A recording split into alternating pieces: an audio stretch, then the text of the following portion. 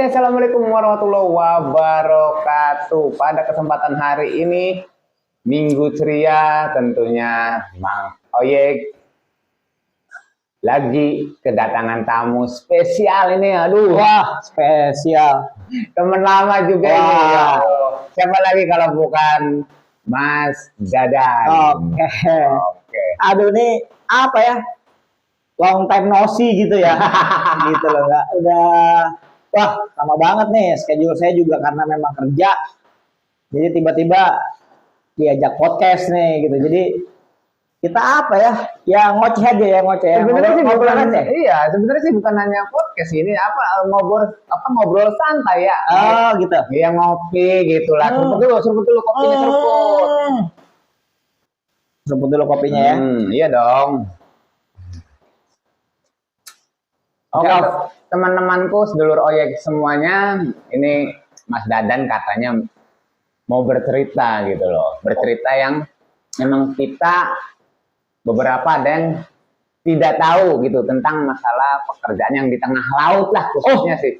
Jadi ngebahas kerjaan nih. Ya nggak apa-apa lah. Saya mau terbang loh ini. Mau kemana nih rencananya, mau kemana? Ya, nanti malam saya flight ke Timur Tengah. Alhamdulillah. Saya akan flight ke Timur Tengah pakai Qatar Airways sekitar.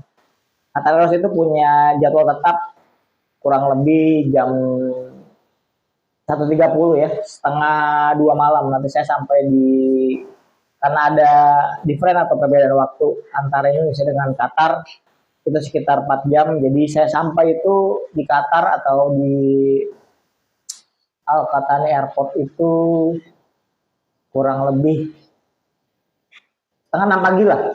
Wah, setengah 6 pagi Pak. Saya jadi kegok-kegok nih gitu. Jadi manggilnya Mang Oyek nih ya. Iya dong. Karena channelnya channel Mang Oyek. Tetap. Mang Oyek. Ini namanya juga sedulurnya juga sedulur Oyek. Mantap banget ke Qatar ya, bukan di nasional lagi tapi sudah internasional, Interlokal. Kuproy. Oke, Mas Dadan, kalau begitu saya minta dong berbagi sedikit berawal muasal gimana menjadi pekerja yang di tengah laut itu kerjanya namanya apa? Berawal tahun berapa? Ini jadi saya kayak diminta introduce myself dulu nih ya. Artinya memperkenalkan diri detail ya. Saya tuh udah kenal lama sama Mang Oyek itu udah lama lah ya. Makanya apa ya, begitu beliau punya podcast gitu-gitu, wah seru nih gitu. Karena saya juga sebetulnya pengen punya podcast gitu. Jadi tadi pertanyaannya pekerjaan saya. Ya, berawal dari tahun berapa itu? Di pekerjaan saya itu kuproy. Kita bilangnya kuproy. Apa tuh kuproy itu? Kuli proyek. Waduh, kuli proyek. Diserai berita setuju. TKI. Okay. Tenaga Kerja Indonesia. Gitu. Background saya itu listrik. Background itu listrik. Saya sudah 15 tahun malang melintang lah ya dari ujung Indonesia gitu kan, belajar serabutan, belajar ilmu listrik dari senior gitu kan. Jadi background saya listrik atau bahasa Sundanya elektrik, kalau saya tuh orang elektrikal. Tapi scope saya karena di dunia project itu ada pembagian scope-nya. Ada tim construction, ada tim hook up, ada tim proses gitu. Jadi kalau disimpelkannya saya itu menjaga sebuah instalasi pengeboran minyak lepas pantai gitu. Jadi saya bekerja awal mula di project dulu ada sebuah perusahaan Prancis namanya Total. Wah, sambil ngerokok boleh nggak nih? Boleh. Prancis, mantap ya. Jadi ada satu perusahaan ya Prancis ya yang notabene kerjasama dengan Indonesia. Jadi mereka menamai Total Epi Indonesia gitu. Jadi tulisannya aja bukan Indonesia tapi Indonesia gitu. Oke, saya di waktu itu kebetulan gini. Kita itu punya banyak ya yang dibilang sumber daya alam ya. Oh ya, sumber daya alam itu apa sih? Banyak lah ya, batu bara, nikel, sekarang lagi booming untuk jadi bahan mobil listrik sebagai campuran baterainya. Lalu ada lagi tambang emas, ada lagi tambang tembaga, banyak sekali itu gitu. Jadi, nah kebetulan saya di perminyakan. Jadi yang diambil itu apa sih? Yang diambil itu minyak mentah. Jadi apa nantinya, Mas Dadan? Jadi buat semua, buat halayak. Artinya buat halayak itu nanti jadi premium, nanti jadi pertalite, nanti jadi pertamax, limbahnya nanti jadi aspal. Simpel as that seperti itu. Jadi apa ya? Saya itu di perminyakan sudah hampir kurang lebih 12 tahun. Wow, 15 tahun, luar biasa. Sorry, 12 tahun, 12 tahun. Oh, 12 tahun. 12 tahun. Mantap. Waduh, berarti luar biasa nih. Pengalamannya udah lebih lah. Masalahnya udah internasional gitu kan, berarti go internasional kalau kata Agnes Monica sih. Oh gitu ya. Ada bahasa gitu juga ya kalau untuk bekerja ya. Iya dong. Siap. Kalau pada dasarnya kalau misal pakai bahasa negatifnya, go internasional juga sama kan, TKI juga, TKW juga, bener kan? Cuman emang jobnya aja kan yang membedakan, yang menjadi bahasa itu beda. Raja. Iya. Sedikit dong, coba spill kerjaannya itu seperti apa? Aduh, kerjaannya kalau dibilang high risk atau resiko tinggi, pastinya resiko tinggi ya. Karena saya itu harus memobilisasi diri saya ke tengah lautan lepas. Yang notabene-nya di situ sudah tidak siapa-siapa lagi gitu. Ada sebuah instalasi, kalau orang mungkin ngelihatnya apa sih gitu. Rata-rata di dunia ini warnanya orange gitu kan. Instalasinya warnanya orange, ada ya berbagai warna sih ya, tapi rata-rata lebih dominan ke warna orange. Apa sih yang terapung-apung di tengah laut itu gitu? Kenapa sih harus ada barang itu di tengah laut itu gitu? Itu kita namakan platform atau modul. Nah disitulah tempat atau letak gitu loh, di mana eksplorasi terjadi gitu. Simpelnya seperti Mang Oyek punya sumur galian resapan lah ya gitu. Jadi kalau Mang Oyek di rumah ngambilnya air, kita ngambilnya gas, dan kita ngambilnya crude oil atau minyak mentah gitu. Jadi pekerjaan saya di situ, mobilisasi saya yang memang ya kalau dibilang penuh resiko, saya harus begitu sampai di Hamad atau sampai di Qatar, saya harus menuju ke pangkalannya atau kita bilang sorbes. Dari sorbes lalu saya akan dimobilisasi lagi ke Anjungan tadi, yang saya bilang ada sebuah kotak warna orange ngapung-ngapung itu tidak ngapung sebetulnya. Itu ada strukturnya, itu nancep ke bawah laut atau di pile atau dipaku di tengah laut tersebut gitu. Struktur itu apa itu, Mas Dadan? Struktur itu gimana ya? Kalau mungkin Mang Oyek panggung rigging gitulah. Gitu. Gimana? Kita bilangnya tuh bahasa teknik itu aneh-aneh. Jaket. Oh, kok jaket ya? Padahal bentuknya nggak kayak jaket yang kita pakai gitu. Tapi kita nyebutnya jaket platform. Gitu. Jaket platform itu sebetulnya adalah pondasi dari si rumah tadi, modul tadi gitu. Jadi di dalam modulnya ada apa aja sih, Mas Dadan? Di dalam modulnya tadi itu banyak gitu loh. Ada pipa, ada palep, ada alat-alat instrumentasi, ada subsaya listrik gitu. Jadi di dalam si modul tadi itu ada peralatan-peralatan yang memang berfungsi apa ya, mengendalikan kickback, atau kita bilangnya kita itu lagi ngambil monster. Kita ngambil monster dari bawah laut berupa apa? Berupa semburan minyak mentah gitu atau crude oil, ketika sumurnya sumur minyak gitu atau crude oil atau minyak mentah. Tapi kalau sumurnya gas berarti yang kita kendalikan gas gitu. Jadi itu yang saya lakukan. Tugas saya di sana adalah pertama ya ada, kita bilangnya corrective maintenance, ada preventive maintenance gitu. Jadi Oke, saya menjaga unplanned shutdown. Unplanned shutdown itu dari katanya sendiri plan ya, unplanned. Jadi shutdown itu kan mati lah bahasa singkatnya.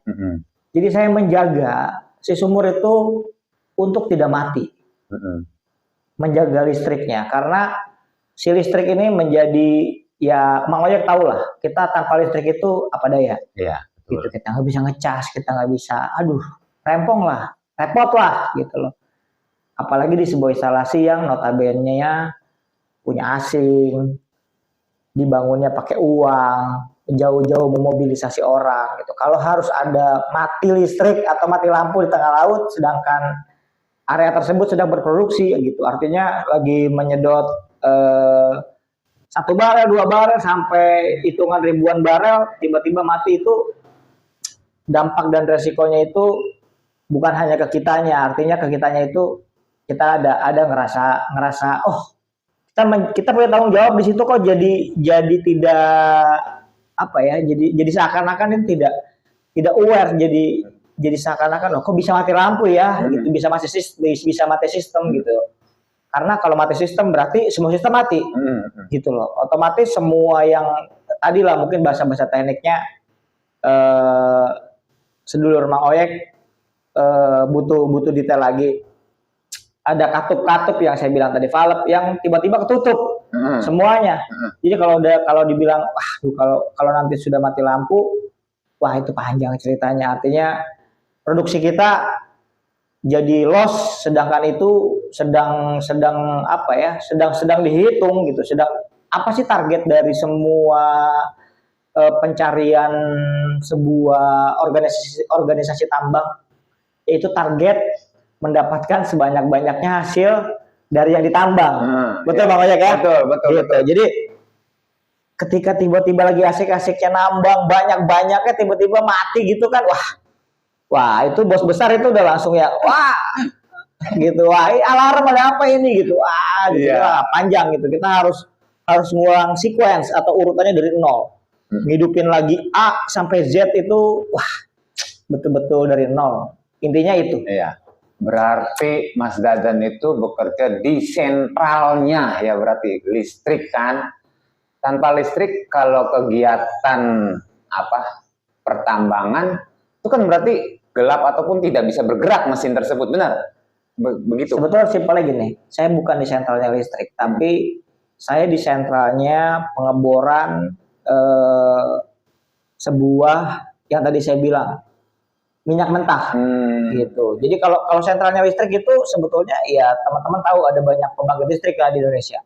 Ada PLTA air, ada PLTU uap, ada PLTG gas, ada geotermal panas bumi gitu. Nah kalau itu baru pabrik listriknya Mang Oyek, itu pabrik listriknya, gitu. Yang nanti akan disalurkan endingnya kemana sih? Endingnya ya ke rumah kita, gitu, ke rumah Mang Oyek, ke rumah saya, ke rumah teman-teman lainnya gitu.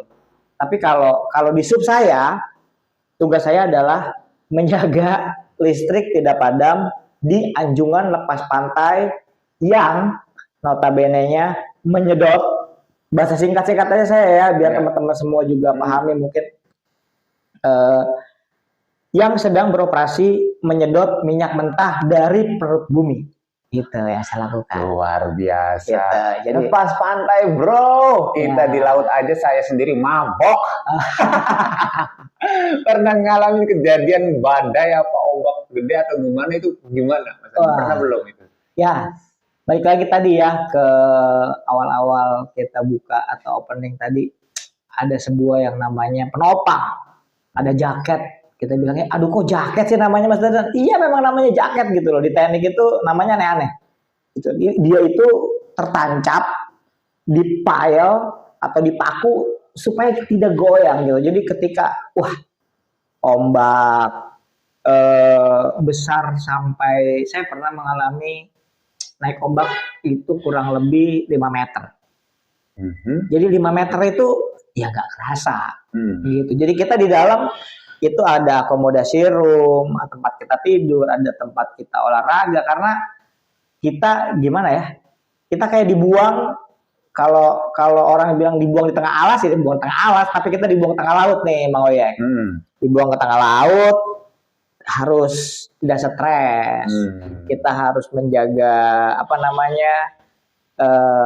mental health kita, kesehatan mental kita. Lalu kita harus menjaga kestabilan jiwa ya. Karena kita udah cuman bisa berdoa dan berpasrah sama Allah gitu loh. Kalau ada apa-apa ya mungkin teman-teman gini, saya pernah, kalau teman-teman mau lebih lebih afdolnya lagi, kalau teman-teman pernah lihat sebuah film dokumenter ada namanya Deepwater Horizon. Nah, di film tersebut itu based on true story, artinya di 2011 ada sebuah kejadian yang memang kejadian tersebut itu sampai sekarang dampak impact-nya itu masih terasa gitu, masih terasanya itu sampai sekarang. Impact yang sampai sekarang masih dirasakan sama perusahaan tersebut gitu. Saya sebut aja nama perusahaannya karena saya sudah sebut filmnya atau dokumenter filmnya, Deepwater Horizon. Waktu itu mereka kesalahan, yaitulah pentingnya sebuah handover di setiap pekerjaan atau serah terima ya.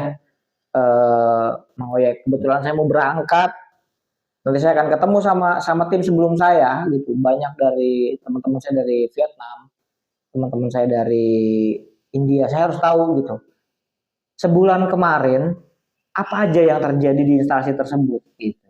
Jadi saya bisa tahu karena saya akan menggantikan mereka sebulan. Nanti saya sebulan bekerja di anjungan tersebut. Saya pun ketika off, nanti saya akan melakukan serah terimanya gitu. Jadi balik lagi ke tadi soal Deepwater Horizon. Jadi teman-teman bisa lihatlah apa sih pekerjaan Mas Dadan sebetulnya ya, Deepwater Horizon tadi gitu. Jadi impact-nya itu memakan kurang lebih korban jadi meledak gitu loh. Instalasinya sumurnya lagi dibor, lagi kita cari cadangan-cadangan atau reservoir dari si minyak mentahnya, meledak. Wow. Jadi ada kebocoran gas yang tidak terdeteksi, akhirnya meledak dan memakan korban. Deepwater Horizon itu 11 orang. Wow. Fatality. Kita nyebutnya fatality atau meninggal. Gitu. Jadi banyak kejadian-kejadian di dunia ini yang makanya ketika teman-teman bilang kerjaannya resiko nggak sih? Resikonya tinggi gitu karena memang sebelum Deepwater Horizon itu ada namanya Paper Alpha. Paper Alpha itu sampai 101 meninggal. Jadi semua krunya meninggal. Gitu. Jadi itu dampak dan resikonya sebetulnya balik lagi ke perusahaannya ya. Gitu loh. Kalau pencemarannya pasti itu udah pasti gitu karena yang tadi saya bilang kita itu mengendalikan tekanan bawah dari si bumi yang nggak kita bisa prediksi. Ya, kita itu berserah sama Allah, bukan kita mau merusak, tapi dunia itu memang dinamikanya harus ada energi. Setuju ya Bang Oyak ya gitu. Jadi kalau saya dibilang wah manusia itu perusak, saya juga tidak mau membahas itu terlalu dalam karena kajian ilmu saya juga masih belum nyampe sana gitu. Tapi ya udah saya bertanggung jawab atas job saya sendiri saja gitu kan. Iya, gitu. Tapi balik lagi kalau teman-teman mau tahu apa sih sebetulnya yang dilakukan sama Mas Dadan, itu nonton deh dokumenter filmnya ada namanya Deepwater Horizon. Di situ menceritakan perjalanan dia seorang electrical engineer atau orang yang bertanggung jawab terhadap instalasi kelistrikannya. Gitu. Oke, Mas Dadan luar biasa pengalamannya. Wow. Mungkin orang yang di luaran sana yang belum tahu pekerjaannya di tengah laut itu seakan-akan kerjanya kayaknya biasa aja kok, gajinya gede. Itu sih omongan di luar. Tapi kan resikonya di tengah itu seperti apa kita pun tidak tahu yang sebagai di darat. Terima kasih banyak nih untuk Mas Dadan untuk ilmunya. Ya, thank you Bang Oyak. Iya nih, saya sudah bisa menyempatkan ke channelnya Mang Oyak. Iya, thank you Bang Nanti kita bisa sambung lagi buat teman-temanku semua sedulur Oyak. Tentunya di channel Mang Oyak. Salam asal oyek. Assalamualaikum warahmatullahi wabarakatuh.